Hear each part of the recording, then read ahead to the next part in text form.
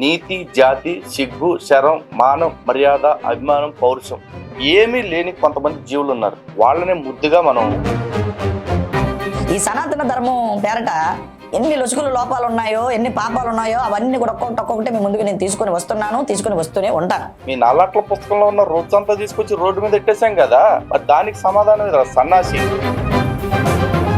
Bible గురించి మేము అడిగే ప్రశ్నకి నువ్వు కవరింగ్ చేసుకోవటం, అబద్ధం చెప్పటం మినహా ఒక్క నిజం తోటి నువ్వు నిలబడగలవా? మీరు అనుకునే దాన్ని పేపర్ మీద పెట్టేసి 53 సార్లు రాస్తే ఏమైపోద్దట? 1 రూపాయలు వచ్చేది. వా క్యా బాత్ హై. సనాతన ధర్మం ఏది కాదు ఇది. సనాతన ధర్మంలో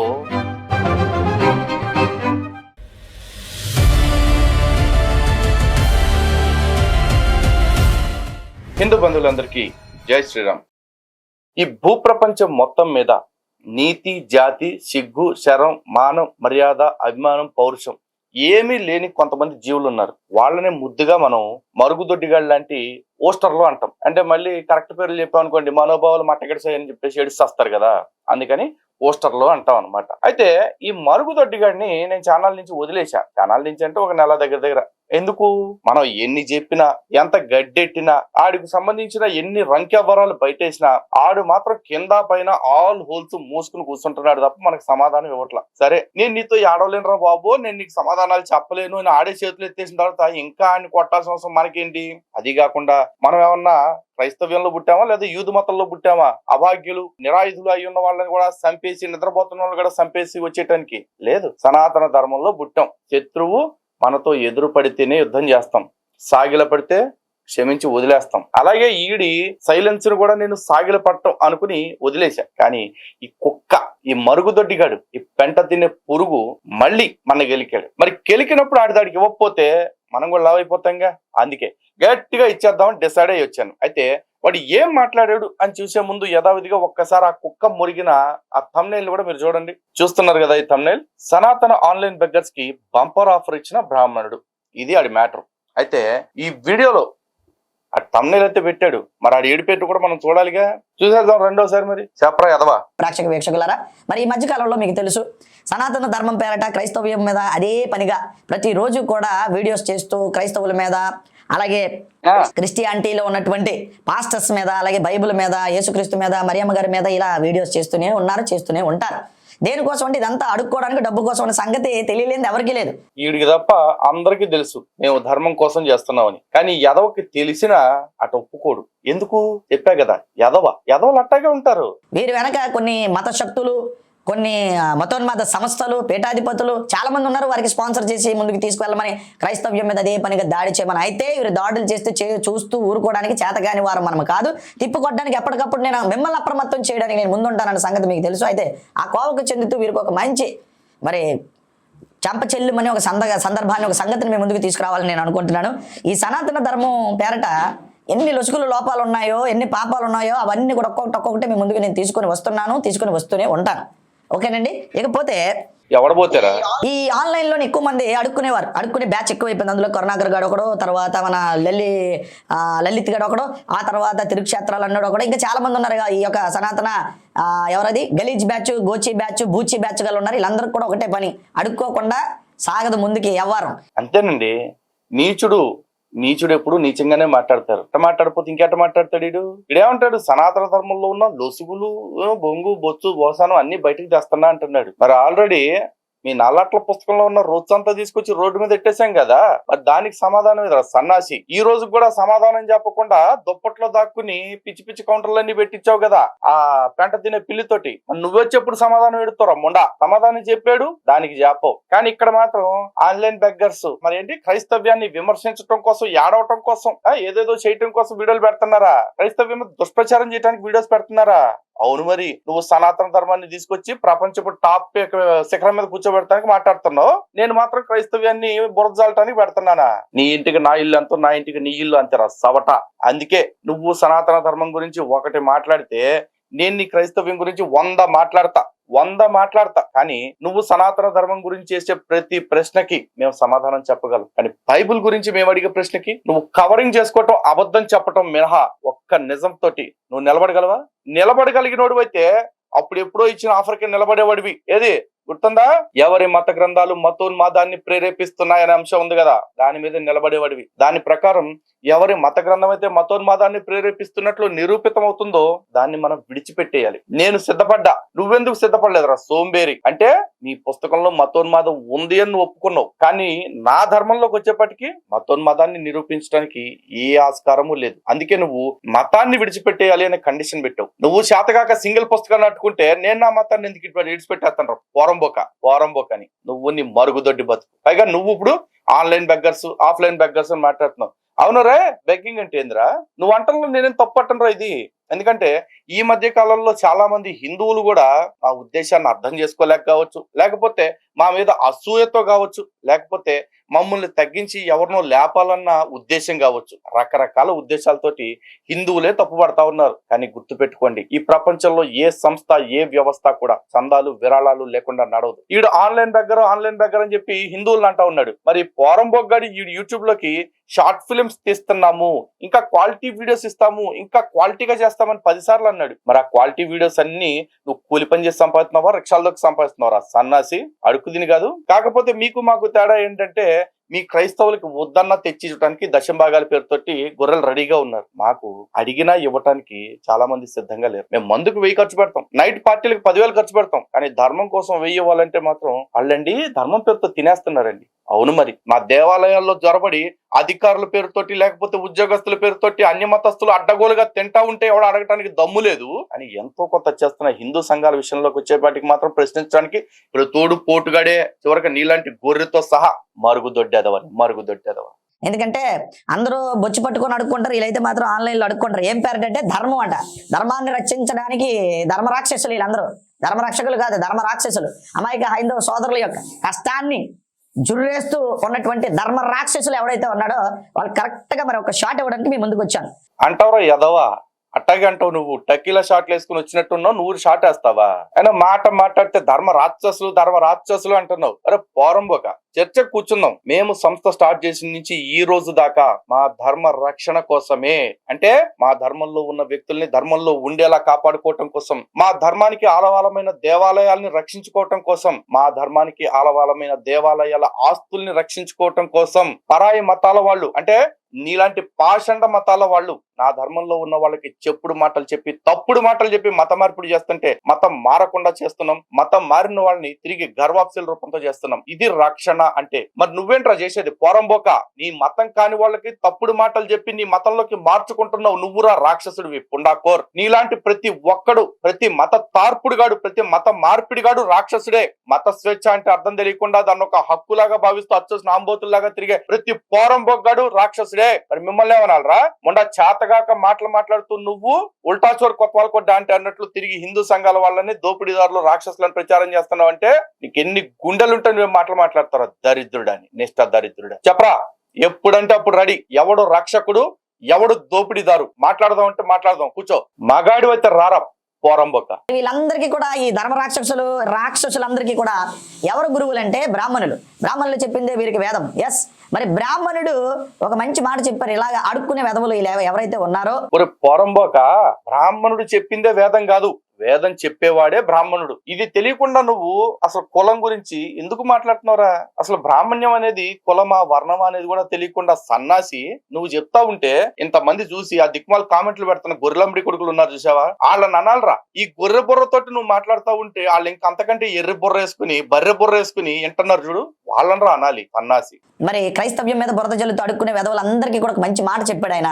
చూద్దాం ఏమన్నాడంటే, ఈ మధ్యలో ఒక బ్రాహ్మణుడు ఒక మంచి మాటని చెప్పాడు. ఏంటంటే 1 కోటి రూపాయలు ఎలా సంపాదించాలి, 1 కోటి రూపాయలు సంపాదించడానికి మరి ఈజీ మెథడ్ ఒకటి చెప్పాడండి. ఏంటంటే మనమందరం కూడా పిచ్చోళ్ళలాగా చిన్నప్పటి నుంచి స్కూల్కి వెళ్ళి ఉద్యోగం చేసుకుని 1 కోటి రూపాయలు సంపాదిస్తే ఒక గొప్ప భాగ్యం అని, లేదంటే ఒక ఉన్నతమైన స్థితికి వెళ్తాం. మన 1 కోటి రూపాయలతో ఒక ఫ్లాట్ కొనుక్కోవచ్చు, సెటిల్ అయిపోవచ్చు, పిల్లలు చదువులు అయిపోతాయి, మేము ఇంకా ఏ బాధ లేకుండా 1 కోటి రూపాయలు ఉంటే బ్రతికేయవచ్చు అని అనుకుంటూ ఉన్నారు మిడిల్ క్లాస్ ఫ్యామిలీ. మరి పూర్ పీపుల్ అయితే 1 కోటి రూపాయలు అంటే చాలా ఎక్కువ వారికి. అలాంటి పరిస్థితుల్లో ప్రపంచంలో 90% కంటే ఎక్కువ మంది బ్రతుకుతున్నారు. 1 కోటి రూపాయలు అంటే చాలా గానం. ఊరే నీకు ఎందుకురా వాడొద్దురా తెలుగు పదాలు అంట. నీ దిక్మాల బతుక్కి సవ్యమైన తెలుగు మాట్లాడరా, ఎందుకురా గ్రాంధిక తెలుగుకి పోతావు? గానం కాదురా, గానం. అది కూడా తెలిసావకుండా ఇష్టం వచ్చినట్టు పదాలు వాడి పద్దొక్కుతా ఉంటావు, జనాలు ఎర్రి ఆకైపోతా ఉంటావు ప్రతిసారినా. ఎన్నిసార్లు నిన్ను నేను సరిచేయనురా. కానీ ఈ మధ్యలోని ఒక పంతులు గారు ఏం చెప్పారంటే, ₹1,00,00,000 ఎంత ఈజీగా సంపాదించవచ్చో చెప్పేశాడండి. మరి ఇది కానీ మీరు తెలిసి ఉంటే ఉద్యోగాలు మానేస్తారు, వ్యాపారాలు మానేస్తారు. ఏమండి, చాలా ఈజీగా ₹1,00,00,000 మీ చేతికి వచ్చేస్తాయి. ఎంత ఈజీగా చెప్పాడంటే నిజంగా నేను ఆశ్చర్యపోయిన, విస్తుపోయిన మాటని మీరు కూడా 2 కళ్ళతో జాగ్రత్తగా చూచి మీ చెవుల్లోంచి మరి రక్తం వచ్చేస్తుందేమో ఈ మాట విన్న తర్వాత. మీ మనసులోంచి మరి ఏమంటారంటే ₹1,00,00,000 అలాగే మ్యాటర్ చెప్పరా, సొల్లు చెప్తావేంట్రా పనికి మాలినోడా? మ్యాటర్ చెప్పాడు, ఏమన్నాడు? ఇంత ఈజీగా సంపాదించవచ్చా, ఎంత చిన్న చిట్కా అని మరి మీరు ఆశ్చర్యపోతారేమో. మరి ఈ యొక్క మిలీనియంకి ఒక పెద్ద మరి వండర్ఫుల్ మరి బిగ్ జోక్ అనుకుంటారు, మరి ఇంకేమనుకుంటారో మరి మీరే తేల్చుకోమని. మరి ఆ వ్యక్తి ఏమన్నాడు, మరి ఆ యొక్క బ్రాహ్మణుడు ఏమన్నాడు ఒకసారి చూడండి. ప్రపంచంలో ఎక్కువగా సాధించే వాళ్ళు ఎవరు తెలుసా అండి? Thinking and inking. ఎవరైతే అనుకుంటారో, అనుకునేది పేపర్ మీద రాసుకుంటారో వాళ్ళే సాధించారు. ఎందుకంటే 99.99% వాళ్ళ జీవితంలో ఎప్పుడు కూడా వాళ్ళు ఏం చేస్తారు తెలుసా అండి? వాళ్ళు అనుకుంటారు కానీ రాయరు. థింక్ ఇన్ అంటే ఆలోచన లోపల జరిగింది, ఇంక్ ఇన్ బయట జరగాలి. లోపల ఆలోచన జరిగింది, బయట నువ్వు పెన్ మీద రాయకపోతే ఎట్టా? అందుకోసం మీరు 1,00,000 మాట్లాడుతుంటారు. మీరు ఏదైనా ఒక వైట్ పేపర్ మీద మీరు సంతకం పెట్టమంటే పెడతారా? మీరు పెట్టరు. ఎందుకు? ఏమో రాసుకుంటాడు వాడు. అందుకోసం అంత పవర్ ఉంటుంది మీ సంతకానికి, మీ ఆలోచనకు అంత శక్తి ఉంటుంది. మీ రాతకు కూడా అంతే, మీ రాత తల రాత. మీరు ఈరోజు అనుకున్నారు, చక్కగా ఎల్లో కలర్ పేపర్ తీసుకోండి, గ్రీన్ కలర్ ఇంకుతో చక్కగా మీరు ఏం రాసుకోవాలి, నాకు ₹1,00,00,000 సులభంగా వచ్చింది అని రాసుకోండి. ఎన్నిసార్లు రాసుకుంటారు తెలుసా? 55 సార్లు రాయాలి. మీరు ఎన్నిసార్లు రాయాలి? 55 సార్లు రాయాలి. 55 సార్లు రాసిన తర్వాత ఎన్ని రోజులు రాయాలి? 5 రోజులు రాయండి. ఈడి గురించి నువ్వు చెప్పింది. ఈడి పేరు, ఈడొక పాండు, ఈడి పేరు, ఈడొక ఆగంగాడు. ఈడేదో నా 3 నామాలు ఎట్టేసుకోగా నేను నువ్వేమంటున్నావు? సనాతన బ్రాహ్మణుడు చెప్పారు. ఆ బ్రాహ్మణుడు నీకు ఎవడో చెప్పింది? పోరంబోక బొట్టెట్టుకున్న ప్రతోడు, పంచి కట్టుకున్న ప్రతోడు బ్రాహ్మణుడు నువ్వు ఎట్టనుకుంటావురా?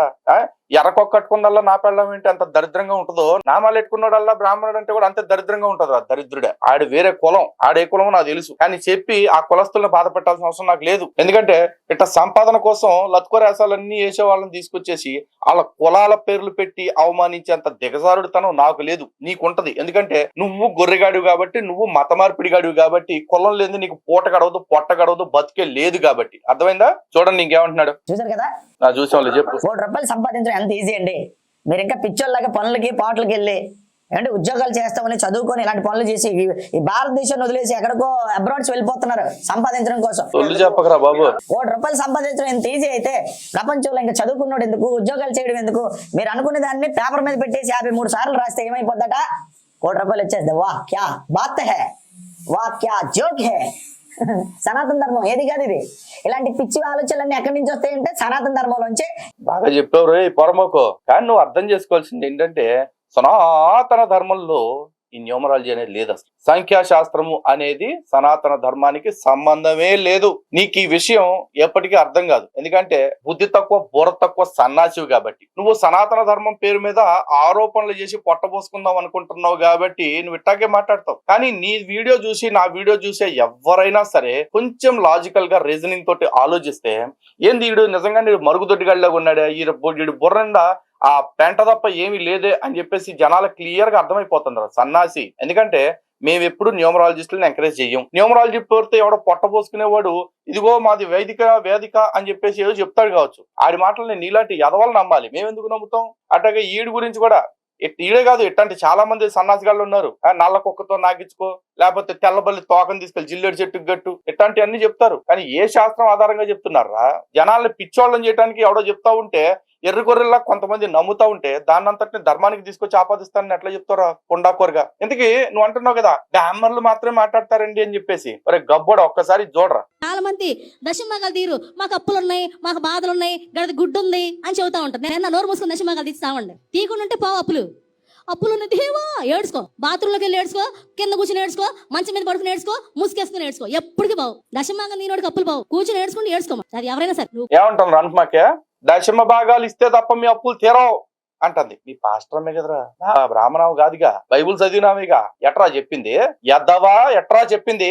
శాస్త్రం ఎప్పుడు స్పష్టంగానే ఉంటుంది, శాస్త్రం ఎప్పుడు సూటిగానే ఉంటుంది. కానీ నీలాంటి సన్నాసే ఈడు కూడా ఎవడో అయ్యి ఉంటాడు, ఈ పాండుగాడు. కానీ ఈడి మాటలను కూడా నీలాంటి ఎర్ర ఆకులు ఎవడని ఉంటే నమ్మితే నమ్మొచ్చు. కానీ దాన్ని తీసుకొచ్చి ధర్మానికి ఆపాదిస్తాను, దిక్కుమాలిన కోతలకు వస్తాను అంటే దవడ పళ్ళు రాలి నేల మీద పడితే రేపు మరుగుదొడ్డిగా. అర్థమైందా? ఇంకో మాట ఏంటో తెలుసా, నాకు వీడితో మాట్లాడేటప్పుడు ఈ భాష మాట్లాడుతున్నా కదా, ఈ భాష మాట్లాడటం కూడా నాకు ఇష్టం లేదు. ఎందుకో తెలుసా, సనాతన ధర్మంలో ఉన్న గ్రంథాలని చదువుతూ ఉంటే, ఆ మంచి అంతటిని వింటూ ఉంటే నాకు ఎప్పటికప్పుడు అనిపిస్తూ ఉంటది, అరే ఇంత మంచి ఉంటే దీన్ని చెప్పుకోకుండా నేను ఈ అదవల వెనకాల ఎందుకు పరిగెట్టాల్సి వస్తుంది అని చెప్పేసి. కానీ నేను మంచిని చదువుతున్నాను కాబట్టి వీడు ఏ చెడు చెప్పినా సరే నేను మూసి కూర్చుంటాను అంటే, నాకు అలా ఆశ్రమాల్లో దాక్కునే కొంతమందికి తేడా లేదు. అందుకనే ఒక అడుగు దాటి బయటకు వచ్చి ఇలాంటి వాళ్ళ తప్పుల్ని వేలెత్తి చూపించాల్సి వస్తుంది, చూపిస్తున్నాను. కానీ నిత్యం మనం చదువుకునే శాంతి పాఠంలో మీరే చూడండి, భద్రం కర్ణేభి శృణుయామదేవాహ భద్రం పశ్యేమాక్ష బిరిజత్ర అని చెప్తాం. అంటే మా చెవులు ఎప్పుడు మంచే వినాలి,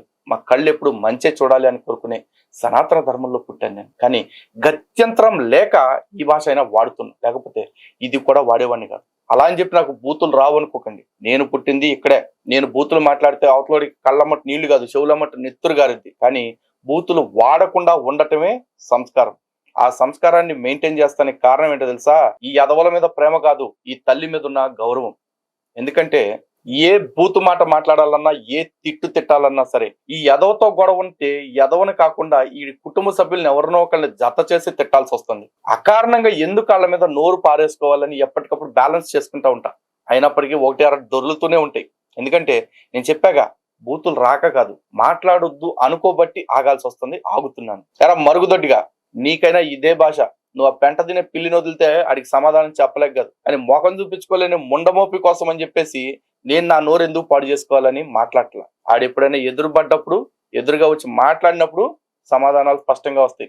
అప్పటిదాకా నువ్వు సమాధానం చెప్తే చెప్పు, లేకపోతే అన్ని మూసుకు కూర్చో అన్నట్టు. రే ఇందాకటి నుంచి ధర్మ రాక్షసులు బీత్సస్లు అనేదో పిచ్చవాగుడు వాయో కదా, ఒక్కసారి ఈ ఆణిముచ్చి విను.